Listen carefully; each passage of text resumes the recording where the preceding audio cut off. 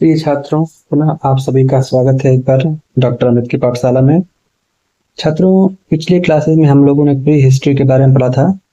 यानी कि pre history में हम लोगों ने बेसिकली 3 फेजेस को देखा था, जिसमें पहला हमारा फेज था पैरेडिक एज यानी कि पुरापाषाण काल। दूसरा जो फेज था वो था मेसोलिथिक एज यानी मध्य पाषाण काल। और तीसरा जो फेज था वो था हमारा न्यूलिथिक एज यानी नवपाषाण काल। तो इन तीनों ही कालों को हम लोग देख चुके हैं। इसके अलावा हम लोगों ने चालकोलिथिक काल की बात भी की थी। तो चालकोलिथिक काल में हम लोगों ने बेसिकली ये समझा था कि किस तरीके से मनुष्य ने धातुओं का प्रयोग करना शुरू किया। तो छात्रों, प्री हिस्ट्री हम खत्म कर चुके हैं। प्री हिस्ट्री में अगर आपको कोई डाउट हो तो आप लोग कमेंट में लिख करके हमसे अपने डाउट्स को क्लियर कर सकते हैं। छात्रों, आज से हम एक नया टॉपिक शुरू कर रहे हैं प्रोटो हिस्ट्री का। मैंने आप लोग बताया था छात्रों कि pre history, proto history, history क्या होता है। एक बार मैं पुनः आप लोगों को संक्षेप में बता देता हूँ। प्री हिस्ट्री वह इतिहास का वह काल है जिसकी जानकारी हमें आर्कियोलॉजिकल सोर्सेज से मिलती है। यानी कि जो प्रागैतिहासिक सोर्सेज हैं, यानी जो आर्कियोलॉजिकल सोर्सेज हैं, उनकी जानकारी हमें मिलती है प्री हिस्ट्री के बारे में। इसके बाद प्रोटो हिस्ट्री है। प्रोटो हिस्ट्री यानी आदि इतिहास। तो आदि इतिहास यानी प्रोटो हिस्ट्री में क्या होता है कि प्रोटो हिस्ट्री की जानकारी के हमारे पास आर्कियोलॉजिकल सोर्सेस हैं। साथ ही साथ इस काल के बारे में कुछ लिखित साक्ष्य भी हमें उपलब्ध होते हैं, लेकिन अभी तक उन लिखित साक्ष्यों को पढ़ा नहीं जा सका है। जैसे कि अभी हम बात करेंगे कि आज ही की क्लास में हड़प्पा की लिपि के बारे में, यानी हड़प्पा काल की जो लिपि है उसको अभी तक पढ़ा नहीं जा सका है। इसीलिए इस काल को हम प्रोटो हिस्ट्री भी कहते हैं। लेकिन इस समय कुछ लिखित साक्ष्य अवेलेबल हैं, जैसे कि धौलावीरा का जो 10 अक्षरों का लिखा हुआ जो साइन बोर्ड मिला है, उसको हम उदाहरण के तौर पे ले सकते हैं। इसके अलावा छात्रों, जो मैंने तीसरा फेज बताया था आप लोगों को हिस्ट्री, तो हिस्ट्री के बारे में मैंने ये बताया था कि जो हिस्टोरिकल फेज है वो मानव इतिहास का वह काल है जिसके बारे में हमें आर्कियोलॉजिकल सोर्सेज से भी जानकारी मिलती है। साथ ही साथ हमारे पास रिटेन सोर्सेज भी हैं और उनको पढ़ा भी जा सका है, जैसे कि महाजनपद काल का जो इतिहास है, या फिर इसके बाद का जो मौर्य वंश का या गुप्त वंश का या उसके बाद का जो भी इतिहास है वो हमारा ऐतिहासिक फेज में यानी हिस्टोरिकल फेज में आता है। तो छात्रों, हम लोग ये चीजें देख चुके हैं। आज हम एक नया टॉपिक शुरू कर रहे हैं जो कि हमारा प्रोटो हिस्ट्री से है। प्रोटो हिस्ट्री का हम पहला टॉपिक पढ़ रहे हैं जिसको कि हम कहते हैं इंडस वैली सिविलाइजेशन यानी कि सिंधु घाटी की सभ्यता। तो छात्रों, सिंधु घाटी की सभ्यता को पढ़ने से पहले कुछ चीजें हम लोग थोड़ा देख लेते हैं इससे पहले की। जैसे कि सबसे पहले छात्रों बात आती है कि आर्कियोलॉजिकल सर्वे ऑफ इंडिया की हम थोड़ा सा बात कर लेते हैं। आर्कियोलॉजिकल सर्वे ऑफ इंडिया की बात करना जरूरी ये है क्योंकि हम जानते हैं कि जो प्री हिस्ट्री का जो इतिहास है उसकी जानकारी हमें आर्कियोलॉजिकल सोर्सेज से ही मिलती है। तो आर्कियोलॉजिकल सोर्सेज इंडिया जो है उसकी स्थापना 1861 में सर अलेक्जेंडर कनिंघम ने के द्वारा की गई थी। और उस समय जो भारत के वाइसराय थे वो थे लॉर्ड कैनिंग। तो during the regime of Lord Canning, sir Alexander Cunningham established this organization which is known as archaeological survey of India ASI। छात्रों, इसके बाद अगर हम बात करें तो जो कनिंघम का जो भूमिका है आर्कियोलॉजिकल सर्वे ऑफ इंडिया की स्थापना में, इनकी भूमिका के कारण ही हम अलेक्जेंडर कनिंघम को ASI का फादर के रूप में भी जानते हैं, यानी कि फादर ऑफ ASI, यानी कि जो historical survey of India archaeological survey of जो इंडिया है उसके हम पिता के रूप में भी जानते हैं अलेक्जेंडर कनिंघम को। छात्रों, ये एक इम्पॉर्टेंट एस्पेक्ट है। इसके अलावा कुछ और भी इम्पॉर्टेंट एस्पेक्ट हैं जिसको कि आप नोट कर सकते हैं इसमें। जैसे कि अगर हम भारतीय नगरीय क्रांति की बात करते हैं तो हम ये मानते हैं कि इसकी जो सर्वप्रथम जो हमें जानकारी दी थी वो चार्ल्स मैसन ने, यानी कि जो फर्स्ट जो अर्बन सिविलाइजेशन है उसकी सबसे पहले जो हमें जानकारी मिलती है वो चार्ल्स मैसन के द्वारा मिलती है, जो कि उन्होंने 1826 में उन्होंने हड़प्पा नामक जो स्थान है वहां पर वो कुछ अपना कार्य करते समय, कुछ वहां पर विजिट करते समय उन्होंने इस शहर के बारे में कुछ उन्होंने जानकारियां एकत्रित की थी। तो इसीलिए चार्ल्स मैसन जो है वो सबसे पहले व्यक्ति थे जिन्होंने इस सभ्यता के बारे में कुछ जानकारियां एकत्रित की, लेकिन वो बहुत कुछ क्लियरली कह नहीं पाए सभ्यता के बारे में क्योंकि उनके पास उस समय कोई एविडेंस नहीं था, कोई प्रूफ उनके पास नहीं था। इसके बाद हम देखते हैं कि जब भारतीय पुरातत्व सर्वेक्षण की स्थापना हुई 1861 में, तो इसके बाद से भारत में आर्कियोलॉजिकल जो एक्सकेवेशंस हैं उनकी शुरुआत शुरू हो गई, आर्कियोलॉजिकल जो पुरातात्विक जो रिसर्च है उनकी शुरुआत हो गई थी। इसके बाद छात्रों एक अगला जो शब्द आता है बहुत इंपॉर्टेंट है, जो हम जिसकी हम बात करेंगे यहाँ पे, वो है सिविलाइजेशन के बारे में, यानी कि हम सभ्यता की बात कर रहे हैं, सिंधु घाटी सभ्यता की बात कर रहे हैं। छात्रों एक चीज मैं और आपको बता दूं कि ये हमारा जो टॉपिक है आज का, इंडस वैली सिविलाइजेशन, इसको हम 3 टॉपिक्स में कवर करेंगे, 3 लेक्चर्स में कवर करेंगे। आज हम आप लोगों को सिर्फ इसका बेसिक इंट्रोडक्शन देंगे। इसके बाद हम जो हमारा दूसरा टॉपिक होगा उसमें हम इस शहर के जो इस सभ्यता के जो महत्वपूर्ण जो नगर हैं उनके बारे में, उनके जो इम्पोर्टेंट जो वहाँ से जो एक्सप्लोरेशन हुए हैं उनकी हम बात करेंगे। और थर्ड वीडियो में हम बात करेंगे कि सभ्यता का पतन कैसे होता है। तो आज हम सिर्फ बात करेंगे सिंधु घाटी सभ्यता के परिचय के बारे में हम लोग जानेंगे। तो छात्रों जो सिंधु घाटी सभ्यता है, सिंधु घाटी सभ्यता को हम मतलब इसको पहली सभ्यता कहा जाता है, मानव इतिहास की पहली सभ्यता कहा जाता है। और ये जो सबसे पहले बात आती है कि सभ्यता होता क्या है। सभ्यता को समझना बहुत जरूरी है। सभ्यता हम किस चीज को कहेंगे?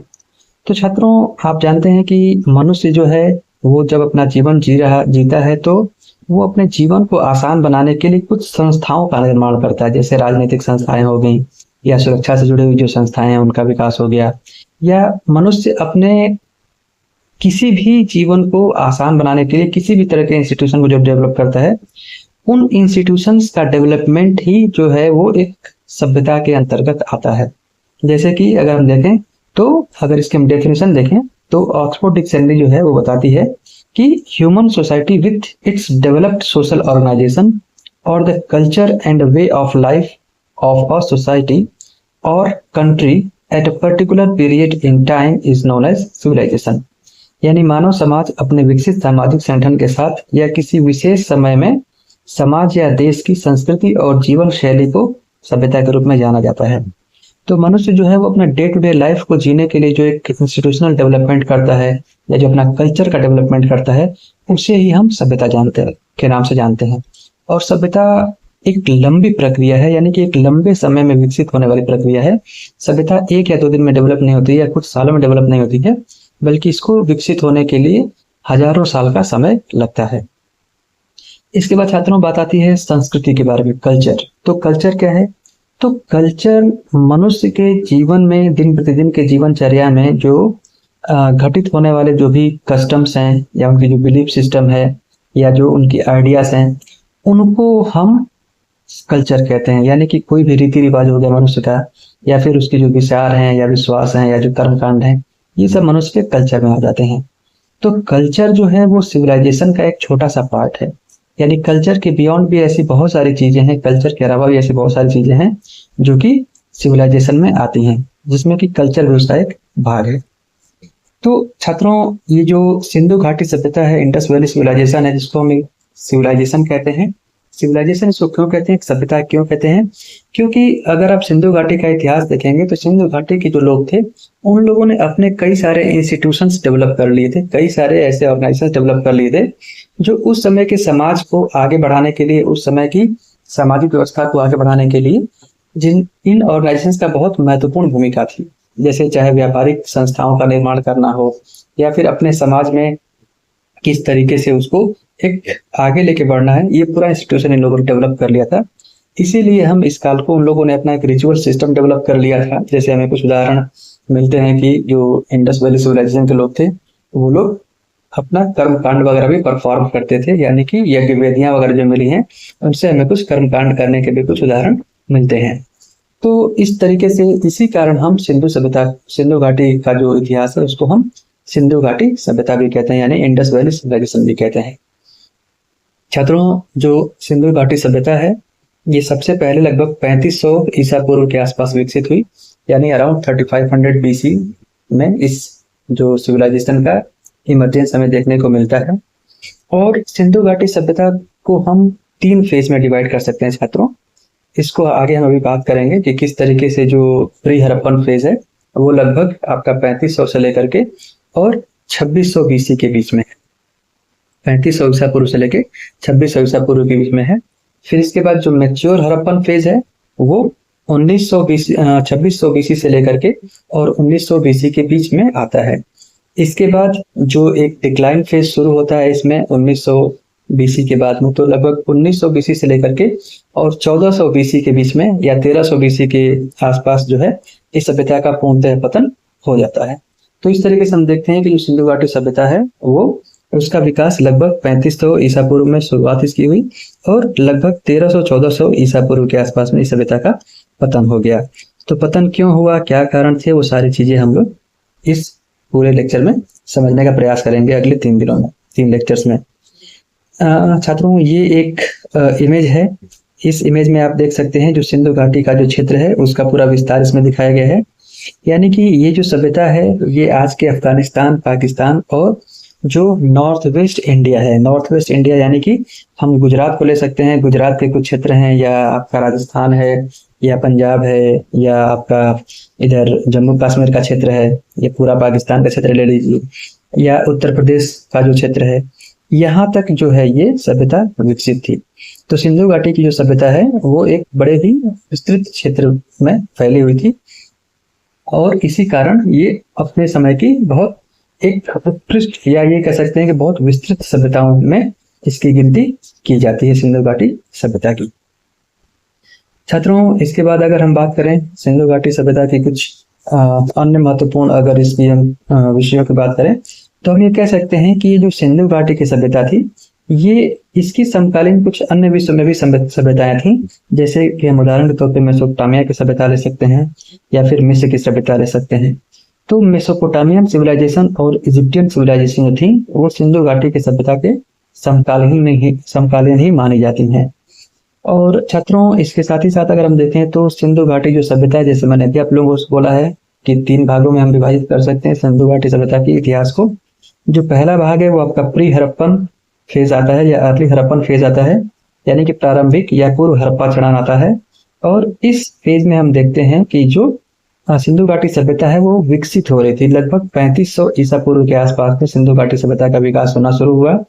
और छात्रों, ये भी आप ध्यान रखिए कि जो चालकोलिथिक एज है यानी कि जो ताम्र पाषाण काल है वो भी सिंधु घाटी के समय से ही लिया जाता है। सिंधु घाटी सभ्यता को हम आगे भी बात करेंगे कि इसको हम ताम्र पाषाणिक सभ्यता भी कहते हैं, यानी कि चालकोलिथिक सिविलाइजेशन भी कहा जाता है, क्योंकि जो चालकोलिथिक फेज है वो इसी फेज में आता है, हड़प्पा संस्कृति के फेज में ही आता है।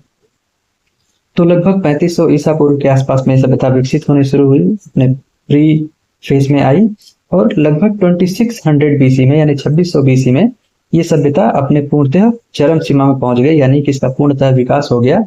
और लगभग 2600 से लेकर के और 1900 बीसी में ये जो सभ्यता थी वो अपने परिपक्व स्थिति में थी, यानी कि मैच्योर फेज में सभ्यता थी। लेकिन 1900 ईसा पूर्व के आसपास में इस सभ्यता के पतन होने शुरू हो गए और फिर लगभग 1300 या 1400 ईस्वी में इस सभ्यता का पूर्णतः पतन हो गया। तो ये छात्रों, मैंने अभी 3 फेजेस की बात की जिसमें कि सिंधु सभ्यता का विकास हुआ और ये अपने मैच्योर फेज में आई, फिर इसका पतन हुआ। छात्रों, सिंधु सभ्यता जो है इसको हम सिंधु घाटी सभ्यता यानी इंडस वैली सिविलाइजेशन कहते हैं। इंडस वैली सिविलाइजेशन क्यों कहा जाता है, इसके पीछे कारण ये है कि जो सिंधु सभ्यता है ये आपका इंडस रिवर वैली जो है वहां पर विकसित हुई। तो जिस सिंधु नदी और सिंधु की जो सहायक नदियां हैं जैसे सतलुज, रावी, चिनाब, झेलम, ब्यास, उनके द्वारा इस सभ्यता का यानी कि इसके जो एरिया है जो सभ्यता विकसित हुई ये सिंधु घाटी और उसके सहायक नदियों के आसपास के क्षेत्र में ही विकसित हुई। इसीलिए इस सभ्यता को हम सिंधु घाटी की सभ्यता भी कहते हैं। जैसे अगर हम देखें इस इमेज को देखें तो इस इमेज में हम देख सकते हैं छात्रों कि ये जो नदी है, जैसे हम अगर इसको थोड़ा सा हाईलाइट करें तो ये जो नदी है सिंधु नदी ये निकल करके आ रही है। इसके आसपास ये सतलुज है, फिर रावी नदी है, ये सतलुज नदी, ये रावी नदी आपकी जा रही है। इस तरह से अलग अलग नदियां हैं। तो ये जो नदी है ये जो सभ्यता है ये सिंधु घाटी सभ्यता जो है ये इसी समय पे विकसित हुई थी। तो छात्रों, इस तरह से आप लोगों ने देखा कि कैसे जो सिंधु घाटी सभ्यता है ये नदियों के किनारे विकसित हुई। इसीलिए और खास तौर से जो सिंधु नदी है, सिंधु और उसकी सहायक नदियों के किनारे ही ये विकसित हुई सभ्यता, इसीलिए इसको सिंधु घाटी सभ्यता के नाम से जाना जाता है। तो छात्रों, उम्मीद करता हूँ कि ये आपको पॉइंट क्लियर हुआ होगा कि इस सभ्यता को सिंधु घाटी सभ्यता क्यों कहा जाता है, क्योंकि ये जो सभ्यता है ये सिंधु और उसकी सहायक नदियों के आसपास ही विकसित हुई। इसके जो मोस्ट ऑफ द सिटीज जो हैं, जो शहर हैं, वो सिंधु घाटी यानी सिंधु नदी के आसपास में ही हमको देखने को मिलते हैं। इसके अलावा छात्रों, जैसा कि मैंने आपसे कहा था कि इस सभ्यता को हम हड़प्पा सभ्यता के नाम से भी जानते हैं। हड़प्पा सभ्यता के नाम से क्यों जानते हैं इस शहर को, इस सभ्यता को? क्योंकि हड़प्पा जो शहर है वो पहला शहर है सिंधु घाटी सभ्यता का जिसकी की खोज की गई। तो सिंधु घाटी सभ्यता के अंतर्गत खोजा गया जो पहला शहर है वो हड़प्पा शहर है, इसीलिए इसको हम हड़प्पा सभ्यता के नाम से भी जानते हैं। साथ ही साथ छात्रों, इस सभ्यता को हम, जैसे मैंने आप लोगों को बताया है कि इसको हम ताम्र पाषाणिक सभ्यता के नाम से भी जानते हैं, यानी चालुलिथिक सिविलाइजेशन के नाम से भी जाना जाता है, क्योंकि इस समय ही मनुष्य ने धातुओं का प्रयोग करना शुरू किया, जैसे सोना, चांदी, तांबा, टीन, ये सारी चीजें इस समय ही प्रयोग होने शुरू हुए। छात्रों, मैंने बताया था आप लोगों को कि हड़प्पा की जो खोज की थी वो जॉन मार्शल के समय में हुई थी। जॉन मार्शल जब इसके प्रमुख थे तो उनके समय में ही दयाराम साहनी ने 1921 में हड़प्पा की खोज की थी, और इसके बाद फिर अगले वर्ष यानी 1922 में जो राखाल दास बनर्जी हैं उनके नेतृत्व में फिर मोहनजोदारो की खोज हुई थी। तो छात्रों, ये पॉइंट आप लोग नोट कर सकते हैं कि राखाल दास बनर्जी ने जो खोज की थी 1922 में, मोहनजोदारो की खोज की थी, और हड़प्पा की खोज 1921 में दयाराम साहनी ने की थी। और उस समय जो एएसआई के जो प्रमुख थे वो थे आपके जॉन मार्शल। तो इस पॉइंट को आप लोग नोट कर सकते हैं। छात्रों, इसके अलावा अगर हम देखें तो सिंधु घाटी सभ्यता का जो टाइम पीरियड है उसको अलग अलग इतिहासकारों ने सिंधु घाटी के टाइम पीरियड को अलग अलग तरीके से परिभाषित किया है। जैसे कि हम अगर जॉन मार्शल को देखें तो जॉन मार्शल कहते हैं कि सिंधु घाटी की जो सभ्यता है वो लगभग 3250 से लेकर के और 2750 बीसी के बीच में विकसित हुई। इसके अलावा जो अर्नेस्ट मैके हैं, अर्नेस्ट मैके कहते हैं कि लगभग 2800 बीसी से लेकर और 2500 बीसी के बीच में सिंधु घाटी सभ्यता का विकास हुआ। इसके अलावा जो माधव स्वरूप वत्स हैं, माधव स्वरूप वत्स कहते हैं कि लगभग 3500 से लेकर के और 2700 ईसा पूर्व के आसपास में ये सभ्यता अपने अस्तित्व में थी। इसके अलावा जो मार्टिमन व्हीलर है, मार्टिमन व्हीलर कहते हैं कि लगभग 2500 बीसी से लेकर के और 1500 बीसी के बीच में हड़प्पा सभ्यता अपने अस्तित्व में थी। और फेयर सर्विस जो है इतिहासकार, वो ये कहते हैं कि जो हड़प्पा सभ्यता थी वो लगभग 2000 बीसी से लेकर के और 1500 बीसी के बीच में रही है। तो इस तरह के छात्रों आप लोग देख सकते हैं कि अलग अलग इतिहासकार जो हैं वो सिंधु घाटी सभ्यता को का जो समय है उसको अलग अलग तरीके से परिभाषित करते हैं। लेकिन छात्रों, अगर हम सर्वमान्य समय की अगर बात करें सिंधु घाटी सभ्यता की, तो सिंधु घाटी सभ्यता का जो सर्वमान्य समय है वो लगभग 3500 ईसा पूर्व से लेकर के और 1300 ईसा पूर्व या 1400 ईसा पूर्व के बीच में माना जाता है। और जैसा कि मैंने पहले बताया आप लोगों को कि जो प्री हड़प्पन फेज है वो लगभग 3500 से लेकर 2600 ईसा पूर्व के बीच में है। फिर जो इसका जो मैच्योर फेज है यानी परिपक्व चरण जो है वो लगभग 2600 ईसा पूर्व से लेकर और 1900 ईसा पूर्व के बीच में है। और फिर जो लेटर फेज है, लेटर हड़प्पन फेज है यानी कि उत्तर हड़प्पाई चरण जो है वो लगभग 1900 से लेकर के और 1300 ईसा पूर्व के बीच में आता है। और छात्रों, ये जो समय है इसको कार्बन डेटिंग के आधार पर वर्णित किया गया है, यानी कार्बन डेटिंग का जो एक प्रक्रिया है उसके द्वारा हम इसको टाइम को नापते हैं। जो डिसाइड किया गया है वो लगभग 3500 से लेकर और 2600 ईसा पूर्व के बीच में बताया गया है। छात्रों, अगर हम कार्बन डेटिंग की बात करें तो थोड़ा सा आप लोग इसमें कुछ पॉइंट आप लोग नोट डाउन कर सकते हैं कि जो कार्बन डेटिंग प्रणाली है इसका विकास 1940 में हुआ था। 1940 में एक विद्वान है जिनका नाम था बिलार्ड फ्रैंक लिब्बी।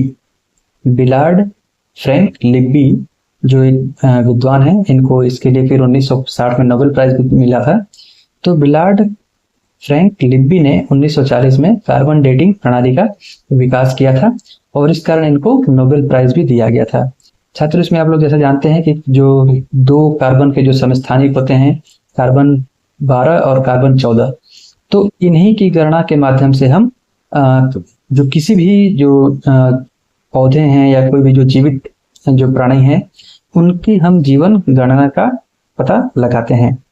तो इसमें जैसे देखते हैं कि जो जीवित अवस्था में अगर कोई भी मनुष्य है या पशु पक्षी है या पौधे हैं तो वो वायुमंडल से कार्बन 14 लेते हैं, यानी कार्बन 14 एक्सेप्ट करते हैं और उतनी ही मात्रा में जो रेडियोधर्मिता का जो एक है वो उसका ह्रास भी होता है, यानी कि वो एमिट भी करते हैं। और जब ये मृत्यु हो जाते हैं, जब ये पौधों की जब मृत्यु हो जाती है या जो जीवों की जब मृत्यु हो जाती है, तो मृत होने पर वे एक नया कार्बन लेना बंद कर देते हैं, यानी कि उनके अंदर कार्बन जो है वो नहीं जाता है, और एक निश्चित दर से जो कार्बन 14 है उसका ह्रास होने लगता है, यानी कि वो एमिट करने लगते हैं। तो कार्बन 12 और कार्बन 14 के बीच में जो टाइमिंग का जो गैपिंग है, उसी के माध्यम से, उसी के अंतर को स्टडी करने के बाद में हम किसी भी जीव का या किसी भी पशु पक्षी का हम जीवन काल निकाल लेते हैं। और छात्रों, जो कार्बन डेटिंग होती है, कार्बन डेटिंग का जो एक नंबर है, यानी जो भार है, वो 5568 वर्षों तक का जो एक इतिहास है उसको जाना जा सकता है।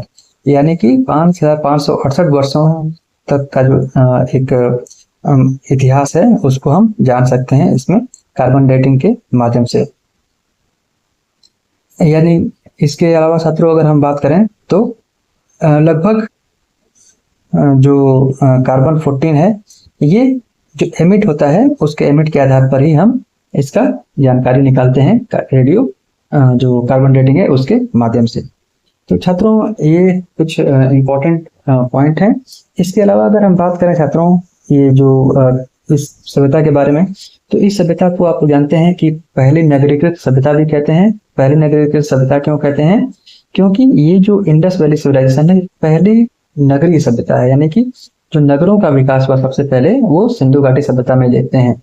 जैसे कि हम देखते हैं कि इस समय के जो शहर हैं वो पूर्णतः अपने विकसित अवस्था में थे।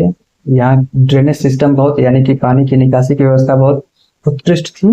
पानी का जो संरक्षण का जो व्यवस्था थी वो बहुत उत्कृष्ट था, और साथ ही साथ प्रॉपर वे में जो नालियां थी वो टंकी हुई थी, और इन लोगों ने अपने इंस्टीट्यूशंस भी विकसित कर लिए थे। साथ ही साथ जो जिन ईंटों का प्रयोग ये लोग करते थे घरों को बनाने के लिए, वो ईंटें भी पूर्णतः पके हुए हुआ करते थे, आग में पकाए हुए हुआ करते थे।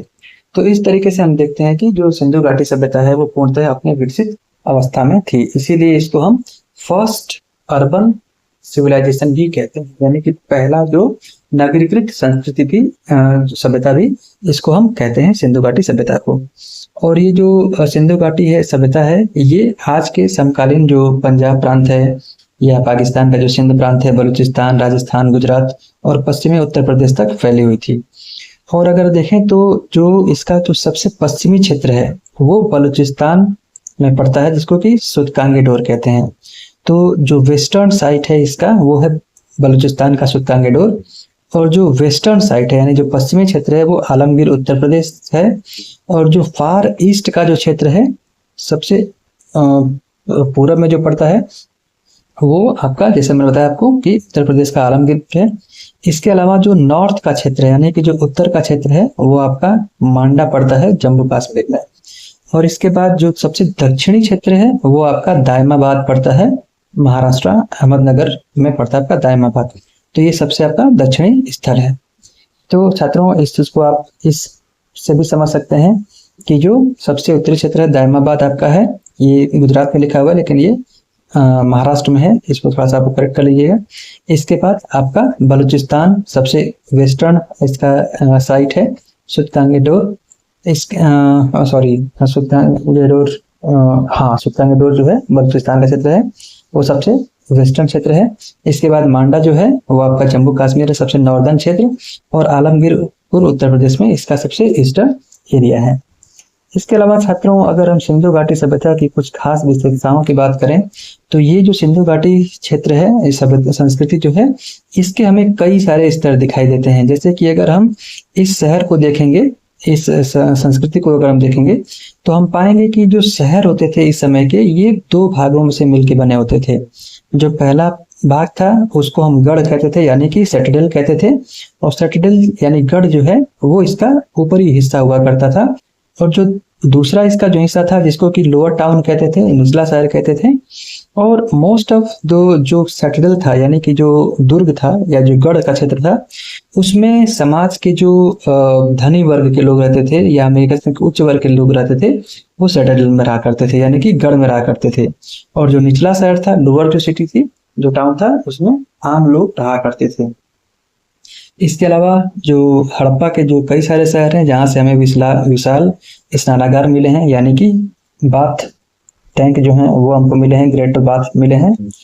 साथ छात्रों ये देख सकते हैं आप लोग, जैसे कि मैंने धौलावीरा का ये कुछ उदाहरण आप लोगों को दिया है कि इस धौलावीरा से जो कुछ पानी का जो संरक्षण की व्यवस्था है, जैसे कि जो स्नानागार हैं वो मिले हैं। साथ ही साथ जो धौलावीरा का जो गढ़ क्षेत्र है वहां से आपको एक कुआं भी मिलता है, और साथ ही साथ जो नालियां हैं, नालियां एक तरीके से ये ढकी हुई हैं और नालियों से पानी आकर के कुएं में जाता है या फिर इस स्नानागार में जाता है। तो इस तरीके से जो हड़प्पा सभ्यता है ये अपने पानी संरक्षण के लिए यानी ड्रेनेज सिस्टम के लिए काफी फेमस थी।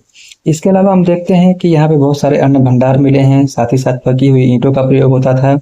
जो मकान थे वो 2 मंजिला हुआ करते थे, और जो पानी की निकासी की व्यवस्था थी वो उत्कृष्ट थी। वर्षा जल संचयन का यहाँ पे बहुत अच्छा प्रबंधन था, और साथ ही साथ माप के लिए भी ये लोग बाढ़ का प्रयोग करते थे, खिलौने बनाते थे, बर्तन बनाते थे। बड़ी संख्या में यहाँ से मोहरें मिली हैं। साथ ही साथ कृषि का भी काफी विकास हुआ था, और खेती जो कपास है, कपास सबसे पहले हमें सिंधु घाटी सभ्यता में ही मिलता है। इसके अलावा इस समय के जो लोग हैं वो भेड़, बकरियां, सुअर जैसे जानवरों को पालतू बनाना शुरू कर दिए थे, और फसलों में मुख्यतः गेहूं, कपास, रागी, खजूर और मटर का उत्पादन होता था। और जो सुमेरिया के साथ ये लोग व्यापार करते थे, ऐसे भी हमें कुछ उदाहरण मिलते हैं। यानी कि जो कुछ भारतीय सिक्के हैं, यानी उस समय के जो इनके जो सिक्के तो नहीं लेकिन हम मोहरे कह सकते हैं कि उस समय की जो मोहर हैं वो हमें सुमेरिया से प्राप्त होती हैं, और सुमेरिया की भी कुछ मोहर यहाँ से प्राप्त हुई हैं, जो कि ये इस बात का उदाहरण है कि ये लोग वहां से कुछ व्यापारिक संपर्क रखे हुए थे। इसके अलावा ये लोग धातु का उत्पादन, जैसे मैंने आप लोगों को बताया था कि जो चालकोलिथिक फेज में आता है ये काल, तो इस समय तांबा, कांसा, टीन और शीशा का प्रयोग होता था। साथ ही साथ सोना, चांदी भी इस समय ज्ञात हो गए थे, लेकिन इस समय लोहे का ज्ञान नहीं हुआ था। लोहा लोगों को ज्ञात इस समय नहीं था। जैसा कि हम जानते हैं कि लोहे का जो प्रयोग मनुष्य ने शुरू किया वो लगभग शुरू किया था आपका 1000 ईस्वी के आसपास, 1000 बीसी के आसपास में शुरुआत हुई थी लोहे की। जैसा कि मैंने बताया था आप लोगों को कि जो उत्तर प्रदेश जो एटा जिला है, एटा जिला के अतरंगी खेड़ा से हमें लगभग 1000 साल ईसा पूर्व के आसपास में लोहे का प्रयोग का प्रमाण मिला है। और अभी रिसेंटली जो कुछ डिस्कवरीज हुई हैं, जिसमें कि जो बनारस के पास का जो क्षेत्र है सोनभद्र जिला, वहां से राजा नल का जो टीला मिला है, राजा नल के टीले से लगभग 1500 ईसा पूर्व के आसपास में हमें लोहे के प्रयोग के साक्ष्य दिखाई देते हैं। तो लगभग हम कह सकते हैं कि जो वैदिक काल है, वैदिक काल के आसपास में जाकर के लोहे का ज्ञान हुआ, तो सिंधु घाटी के सभ्यता के लोगों को लोहे का ज्ञान नहीं था।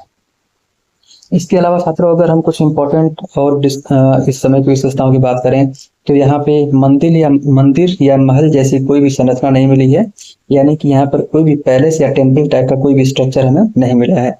यानी कि इस समय मनुष्य जो है वो मंदिर जैसे कोई स्ट्रक्चर का प्रयोग नहीं करता था।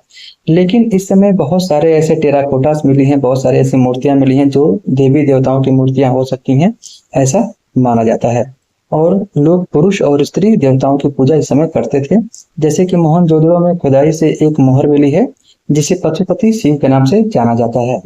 और ये जो पशुपति की जो आकृति है, इस पशुपति की आकृति को जॉन मार्शल ने आद्य शिव की उपाधि दी थी। यानी जॉन मार्शल कहते हैं कि ये जो मूर्ति है ये पशुपति शिव की मूर्ति है। इसमें हम टोटली 6 जानवरों को देखते हैं छात्रों। टोटल 6 जानवर हैं जो इस मुद्रा पे हमें दिखाई देते हैं। और जो ये जो आकृति है, ये आकृति एक विशेष तरीके के जो एक देवता को इंडिकेट करती है। धार्मिक जो एक देवता है उनको इंडिकेट करती है। तो जैसा कि जॉन मार्शल ने कहा है कि ये पशुपति शिव यानी प्राचीन जो काल के जो पौराणिक देवता शिव हैं उनका ये चित्र हो सकता है। छात्रों इसके बाद अगर हम बात करें कुछ और इम्पोर्टेंट इसकी चीजों की, तो हम ये कह सकते हैं कि सिंधु घाटी सभ्यता के जो लोग हैं वो लोग कलाकृतियां बनाना जानते थे। और मोहनजोदड़ो में नृत्य करती हुई एक लड़की का इमेज भी मिला, यानी डांसिंग गर्ल का भी एक हमें एग्जाम्पल मिला है। ठीक है, और ये मोहनजोदड़ो से हमें प्राप्त हुआ है।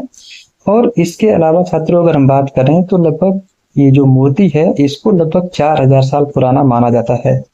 और इसके अलावा एक दाढ़ी वाले पुजारी की भी आकृति मिली है, यानी कि आप ये कह सकते हैं प्रीस्ट किंग की उपाधि मिली है। जो दाढ़ी वाले जो पुजारी की जो मूर्ति मिली है, ये आपका इंडिकेट करती है कि ये उस समय के कोई मतलब योगी रहे होंगे।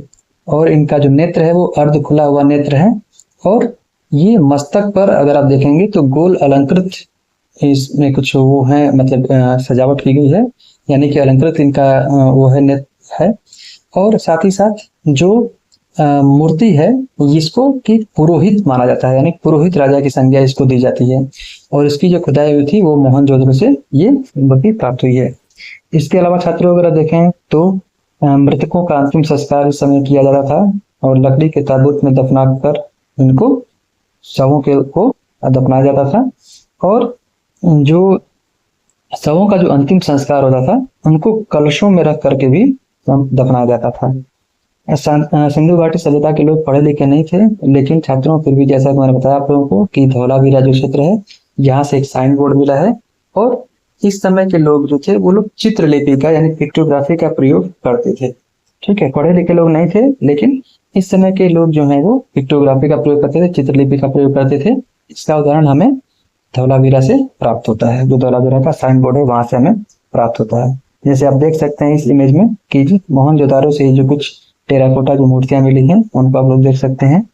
इसके अलावा छात्रों कुछ अन्य कुछ जैसे कि अभी हम अगर इमेज को देखें तो ये कुछ प्रमुख हड़प्पाई क्षेत्र हैं, और इनकी जो खोजकर्ता हैं किस सन में खोज हुई और जो कहाँ पे क्षेत्र स्थित है। जैसे कि अगर बात करें हड़प्पा की, तो हड़प्पा की खोज 1921 में दयाराम साहनी ने की थी, मांटबेंडे जिला पंजाब में की थी।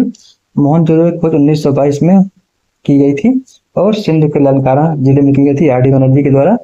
और जो सूतकांगेडोर है 1927 में आर एल स्टाइन ने खोजा था बलूचिस्तान में। चौंदड़ो की खोज 1921 में एम जी मजूमदार ने किया था सिंधु क्षेत्र में। और कोटदीजी की खोज 1935 में धुरिये महोदय ने की थी सिंध में। रोपड़ की खोज 1953 में वाई डी शर्मा ने की थी पंजाब में। कालीबंगा की खोज 1953 में ए घोष ने अमलानंद घोष ने की थी गंगानगर जिला राजस्थान में। फिर लोथल की खोज 1955 से और फिर 63 में एस आर राव के द्वारा की गई थी अहमदाबाद गुजरात में, काठियावाड़ का क्षेत्र वहां पे। इसके बाद आलमगीरपुर उत्तर प्रदेश में है, छात्रों मेरठ के पास में पड़ता है। यज्ञदत्त शर्मा ने इसकी खोज की थी 1958 में। फिर सूतकांगेडोर की खोज 1972 और 1975 के बीच में जगपत जोशी ने की थी, पश्चिम गुजरात में पड़ता है ये। बनवाली आपका जो हरियाणा हिसार का जो क्षेत्र है वहां पड़ता है। आर एस बिष्ट ने इसकी खोज 1973 में की थी। और धौलावीरा की खोज 1990-91 में आर एस बिष्ट ने कच्छ के रण में की थी। इसके अलावा छात्रों राखीगढ़ी है हरियाणा में पड़ता है। फिर दैमाबाद है, ये अहमदनगर महाराष्ट्र में पड़ता है। और देसलपुर आपका कच्छ गुजरात में पड़ता है। तो ये कुछ छात्रों इंपॉर्टेंट एस्पेक्ट हैं जो कि सिंधु घाटी सभ्यता से जुड़े हुए हैं। छात्रों जैसा कि मैंने आप लोगों से बोला था कि ये जो वीडियो होगा ये 3 पार्ट में बनेगा। अभी हमने सिर्फ बात की सिंधु घाटी सभ्यता के विकास की बात की, सिंधु घाटी सभ्यता को कैसे हम अलग अलग नामों से जानते हैं, इसका विकास कैसे हुआ, इसके 3 क्रमों को देखते हैं, विकास के 3 क्रमों को देखते हैं। मैच्योर फेज को हम देखते हैं, अर्ली फेज को देखते हैं और लेटर फेज को देखते हैं। तो छात्रों ये हमारा आज का पहला वीडियो था सिंधु घाटी सभ्यता पे। इसके बाद हम अगले लेक्चर से जो बात करेंगे वो सिंधु घाटी सभ्यता के जो प्रमुख क्षेत्र हैं उनकी हम बात करेंगे, और किन किन क्षेत्रों से यानी किन किन साइट से हमें क्या क्या प्राप्त हुआ है उसकी हम विस्तार से बात करेंगे छात्रों। तो आप लोग बने रहिए हमारे वीडियो में। अगर कोई भी डाउट हो तो आप लोग पूछ सकते हैं। शुभ रात्रि, मिलते हैं फिर अगले वीडियो में।